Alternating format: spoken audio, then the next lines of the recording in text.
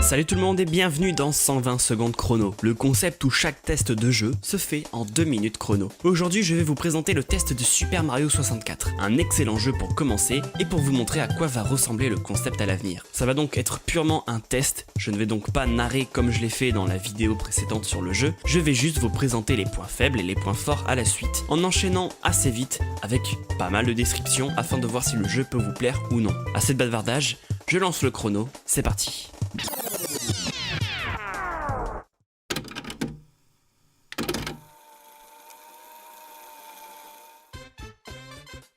Super Mario 64 est un jeu de Nintendo sorti sur la Nintendo 64 en 1996. Jeu de lancement de la console, il a pour tâche extrêmement hardie de transposer les aventures du plombier moustachu dans un monde totalement réalisé en 3 dimensions. La jouabilité est vraiment le gros point fort du jeu avec une manette de Nintendo 64 qui montre tout son potentiel et est vraiment plaisante à prendre en main avec ce jeu-ci, qui permet des déplacements précis malgré la réputation qui la précède. On pourra noter aussi les nombreuses idées de game design et level design qui resteront gravées à jamais dans l'histoire du jeu vidéo, comme le château de Peach servant de hub, c'est-à-dire un endroit vivant, plein de secrets, où l'on peut accéder à tous les niveaux par des tableaux, ou encore les niveaux qui utilisent à merveille la notion de 3D avec beaucoup de verticalité. Petit point faible par contre, il vous faudra beaucoup d'expérience pour pouvoir gérer certaines phases de plateforme dans des endroits restreints à cause de la caméra qui sera parfois impériale et vous imposera des angles de vue qui ne sont pas favorables. Les graphismes du jeu sont vraiment bien faits pour un jeu en début de vie de la console, avec des textures simples qui, dans chaque niveau, donnent un tout très charmant, très coloré et évidemment enfantin s'il vous plaît.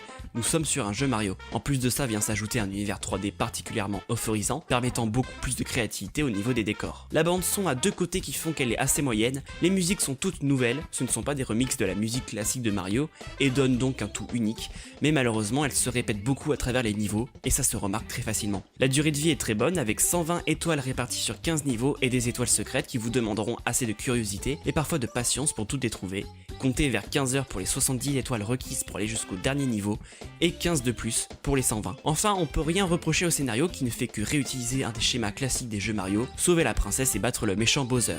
Le jeu va donc commencer par l'arrivée de Mario et n'aura aucun rebondissement particulier. De toute façon, les jeux Nintendo sont concentrés sur le gameplay et heureusement. Avec tous les points rassemblés, je peux vous donner une note de 18 sur 20. Le jeu a un gameplay et un univers parfaitement maîtrisé de bout en bout, avec pour seul reproche une caméra pas toujours au top, mais normale pour un jeu en début de l'ère de la 3D et des musiques agréables si elles n'étaient pas répétitives.